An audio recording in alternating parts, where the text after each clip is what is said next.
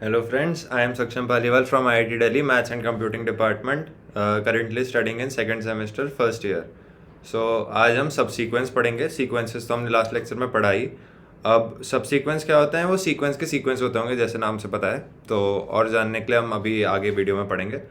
अब छोटा सा इंट्रो कि इसकी इंडस्ट्री रिलेवेंस क्या है। तो कैलकुलस में जो प्रॉब्लम्स होती हैं, जो उसकी स्किल्स होती हैं, उसको समझने के लिए उसकी वजह से आपकी थिंकिंग एबिलिटी बहुत ज़्यादा बढ़ती है। आप देख के पैटर्न्स प्रिडिक्ट करते हैं और ये सब करते हैं, जिससे आपके अंदर जो चैलेंज वाली साइड होती है वो डेवलप होती है। सो ये हमें रियल लाइफ प्रॉब्लम डील करने में भी हेल्प करता है।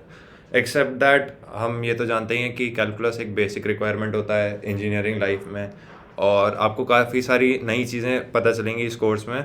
काफ़ी सारे थ्योरम्स प्रूफ मैं आपको बताऊंगा, और ये जो है आपको सारे सब्जेक्ट में आगे यूज़फुल होगा। सो ये जो कोर्स है वो आपको अच्छे से करना चाहिए। So let us start. सो पहले एक छोटा सा कॉन्सेप्ट मैं आपको बता दूं कि काउंटेबल और नॉट काउंटेबल क्या होता है। सो काउंटेबल आपको वैसे लगता होगा कि जो गिन लिया जाए, पर ऐसा नहीं है। कई इनफाइनाइट सेट्स भी जो होते हैं वो भी काउंटेबल हो सकते हैं। और बाकी अब हम इसकी डेफिनेशन से देखते हैं कि पेन में इसका ओपन कर लो। ठीक है। सो हम बोलते हैं कि ई कोई एक सेट है, वो रियल नंबर के सेट में एग्जिस्ट करता है, रियल नंबर का सबसेट है। So that is countable if E is finite. ठीक है, या तो ई में फाइनाइट नंबर ऑफ एलिमेंट्स हो, या फिर अगर इनफाइनाइट एलिमेंट्स हैं so there should be a bijection. Bijection मतलब क्या होता है? जो कि वन वन और ऑन टू होता है, सर्जेक्टिव और इंजेक्टिव दोनों होते हैं जो। So if there is bijection between E and N, तो जो ई और एन है उसके बीच में एक बाइजेक्शन होना चाहिए, नेचुरल नंबर और जो सेट है आपके पास। तो जो क्यू है, एक रेशनल नंबर है, वो काउंटेबल होता है। बट जो आर एक रियल नंबर है, वो ज़रूरी नहीं कि वो काउंटेबल हो। ठीक है। तो क्यू काउंटेबल कैसे होता है? थोड़ा सोचिए, थोड़ा थोड़ा स्ट्रेस डालते हैं। तो क्यू की हम पहले डेफिनेशन सोचते हैं कि क्यू की डेफिनेशन क्या होती थी कि पी बाई क्यू फॉर मतलब इन दोनों का एच सी एफ वन होना चाहिए, और जो क्यू है वो ज़ीरो के बराबर नहीं होना चाहिए। तो ऐसे कैसे मैपिंग हम बनाएं कि जो क्यू है उसमें जो मैपिंग है वो एन से डिपेंडेंट हो जाए, कि कोई चीज़ जो एन पे डिपेंड कर रही है। तो थोड़ा सोचने के बाद अगर आपने सोच लिया हो तो मैं आपको बता देता हूँ कि पी प्लस क्यू। ठीक है, इसको आप सोच लो। अगर पी प्लस क्यू को हम कोई अल्फ़ा बोल दें, ठीक है, मान लो कि अल्फ़ा पहले वन वन तो हो नहीं सकता क्योंकि ज़ीरो बन जाएगा, तो मान लो अल्फ़ा टू है। ठीक है। अब पी और क्यू ऐसे कैसे फाइंड करें कि उनका एच सी एफ वन हो और क्यू ज़ीरो नहीं हो? ठीक है। तो एच सी एफ वन कैसा? वन प्लस वन हो जाएगा, इकलौता यही बचा। तो उसके लिए पी और क्यू क्या आ गया? One by one. तो पहला रेशनल नंबर हमारे सेट में घुस गया। दूसरा रेशनल नंबर सोचो, इसमें तो नहीं पॉसिबल है, तो अल्फ़ा इक्वल टू थ्री में सोचेंगे हम। अल्फ़ा इक्वल टू थ्री में क्या आ गया? टू वन और वन टू। तो एक रेशनल नंबर हमारे सेट में और आया, वो कि है वन बाई टू, और वो आ गया टू बाई वन। ऐसे करते हैं हम थ्री के लिए, फोर के लिए, सबके लिए अभी देखेंगे। तो ऐसे कुछ पैटर्न सोचो, थोड़ा वीडियो पॉज करके। ओके, सो अगर आपको नहीं आया है तो मैं आपको बता देता हूँ कि वो जो सेट एस है जो कि रेशनल नंबर्स का है, वो हम कैसे डिफाइन करेंगे कि आर बिलोंग्स टू क्यू। ठीक है। आर किसके बराबर होता है? एम और एन के। एम और एन हमने दोनों नेचुरल नंबर लिए हैं, तो पॉजिटिव रेशनल नंबर्स है, वैसे ही नेगेटिव में हम उसकी इमेज ले लेंगे, नेगेटिव साइड। तो एम और एन ऐसे सेलेक्ट किया कि उनका जी सी डी जो है वो वन हो, और एम प्लस एन कोई अल्फ़ा हो। अल्फ़ा हम एक एक करके नेचुरल नंबर बढ़ाते जाएंगे। तो अल्फ़ा इक्वल टू टू के लिए हमने देखा था क्या हमारे पास रेशनल नंबर आया था जो एस में होगा? One by one. ठीक है। वैसे ही इसमें क्या है? One by two, two by one. वैसे ही इसमें क्या आएगा? One by three. ठीक है, टू बाई टू नहीं आएगा क्योंकि उसका एच सी एफ वन होता है, और थ्री बाई वन। ठीक है। वैसे ही हम अल्फ़ा इक्वल टू फाइव भी देख लो। ठीक है, अल्फ़ा इक्वल टू फाइव में देखोगे तो क्या आएगा? वन बाई फोर आ जाएगा।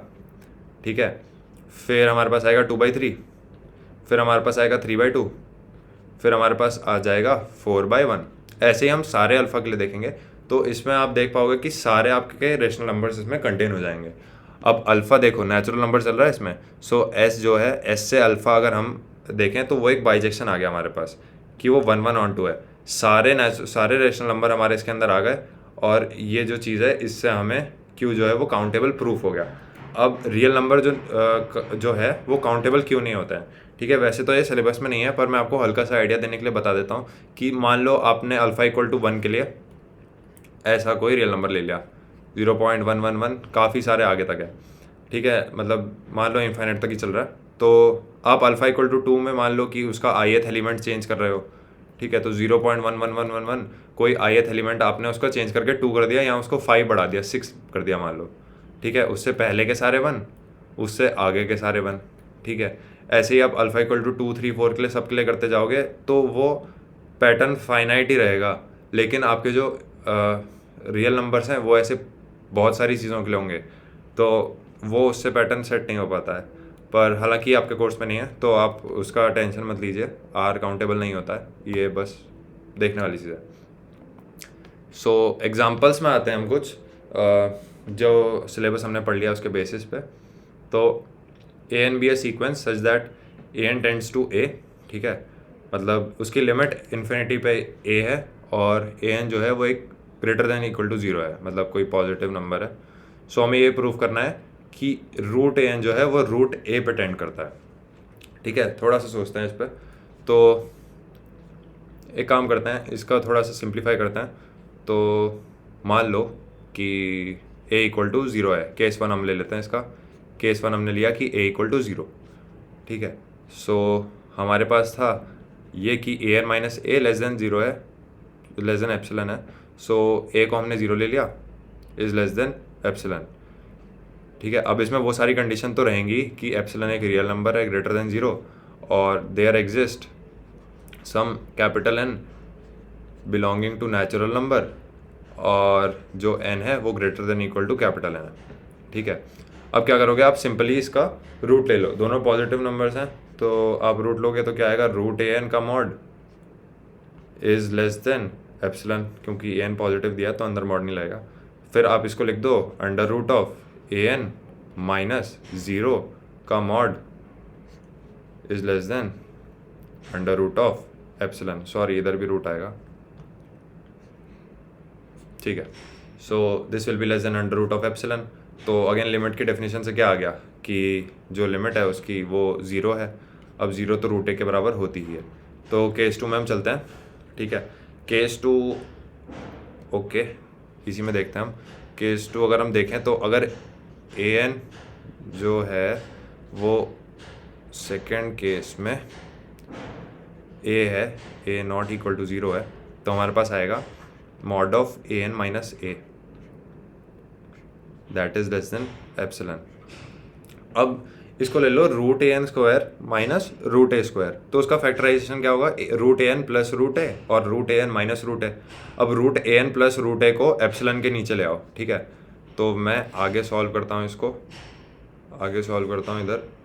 सो एक पार्टीशन बना के, तो इधर मैं देखूंगा तो हमारे मैंने क्या बोला था कि लेफ्ट हैंड साइड में आएगा root a n minus root of a, mod ले लो।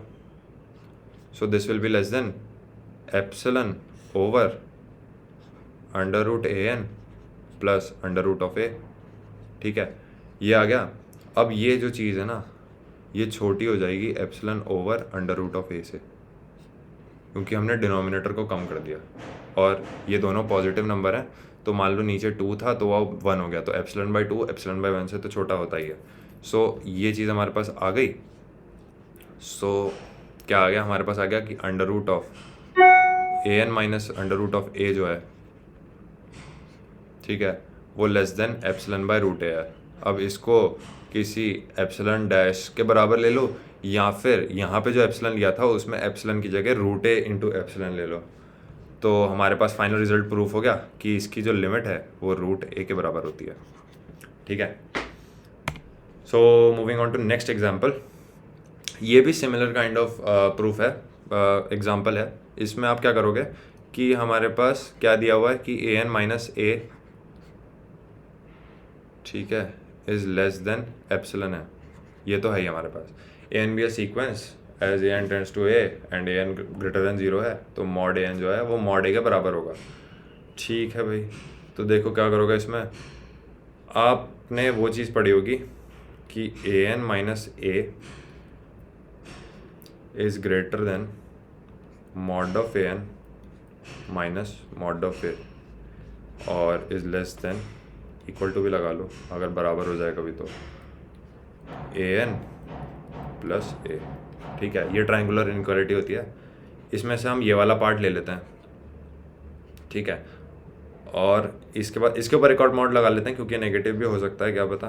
तो हमने ले लिया mod of a n minus mod of a का mod is less than equal to mod of a n minus a and that is less than epsilon. अब इसमें वो सारी चीज़ें हैं ही, मैंने लिखी नहीं है इधर कि एप्सिलॉन ग्रेटर देन 0 है and there exist some capital N belongs to natural number and small n is greater than capital N, ठीक है।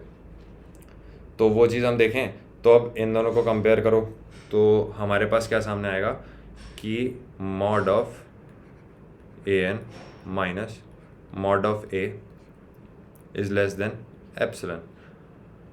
तो हमने प्रूव कर दिया ये अकॉर्डिंग टू द लिमिट कि ए एन की लिमिट जो है वो मॉड ए है, मॉड ए एन की लिमिट मॉड ए है। तो हमने अगेन ये क्वेश्चन भी प्रूव कर दिया। तो finally coming to the topic subsequences. Subsequences क्या होते हैं कि let a n b a sequence of real numbers, तो उसमें से हम और सबस्क्रिप्ट जो है उसका वो n1 n2 n3 ले लेते हैं n को चूज़ करके। तो n1 n2 n3 increasing sequence है, मतलब n1 n2 से छोटा है, n2 n3 से छोटा है, ठीक है। सो ये है हमारे पास, ऐसा है कुछ, ये है। तो सब सीक्वेंस हमने कैसे डिफ़ाइन किया है?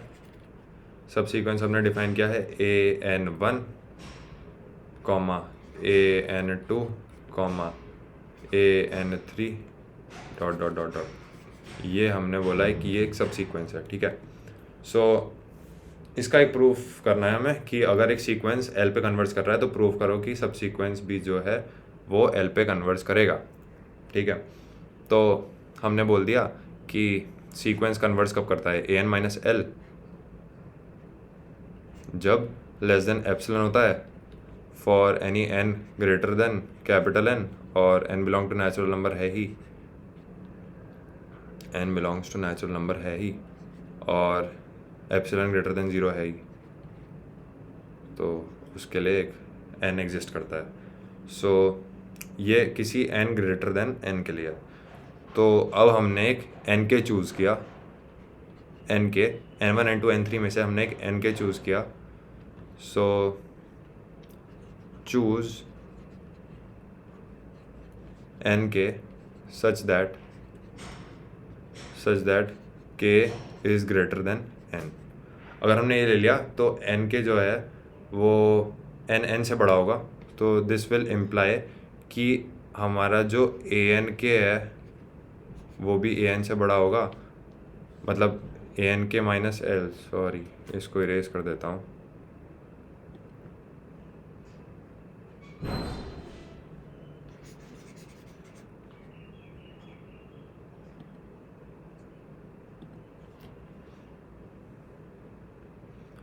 सो के ग्रेटर देन एन के लिए अगेन हमारी ये वाली कंडीशन फिर से ट्रू हो जाएगी, क्योंकि एन के जो है वो एन से बड़ा हो जाएगा। So for this condition we will again have this thing true, क्योंकि जो एन के है ना, जो एन के है वो स्मॉल एन से तो बड़ा हो गया, अगर वो इससे बड़ा है तो इससे भी बड़ा हो गया, then there we have a n k minus l less than epsilon. तो इससे हमने क्या प्रूव किया कि सारे सब सीक्वेंस भी एल पे कन्वर्ट्स करते हैं। तो ये it was kind of obvious proof, but हमें करना था तो आई टोल्ड यू दिस। तो इसकी कोरोलरी भी है जो काफ़ी यूज़ आती है कि if there exist two subsequences a n k and a n dash k such that first subsequence converges to L and second converges to M. अगर दोनों लिमिट बराबर नहीं है तो जो सबसीक्वेंस है, मतलब जो सीक्वेंस है वो कन्वर्ज नहीं करेगा। जैसे -1 की पावर n देख लो आप, तो for let us see n equal to odd and let us see for n equal to even. So इसके लिए हमारे पास क्या टर्म्स आएंगी, -1 आएगी, सारी -1 हो जाएंगी, ठीक है। तो इसकी लिमिट हमेशा -1 होगी, वैसे ही इसके लिए सारी टर्म्स 1 होंगी, तो इसकी लिमिट 1 हो जाएगी। अब ये दोनों अलग अलग सीक्वेंस में कन्वर्ज कर रहे हैं, तो इसका मतलब जो ए एन है वो कन्वर्ज नहीं करेगा, A N does not converge. तो ये हमने पहले लेक्चर में भी प्रूव किया था, लास्ट एग्जांपल जो था कि -1 टू दी पावर n है वो कन्वर्ज नहीं करता, क्योंकि उससे 2 कॉन्ट्राडिक्टिंग कंडीशंस आ जाती हैं। सो ये कोरोलरी भी आपको याद करनी है, इससे आप आगे के प्रूफ्स कर सकते हैं एग्ज़ाम में भी। So this is an important theorem. So thanks for watching and staying connected with 9 Pointer. Scan this QR code to know more about us. Thank you.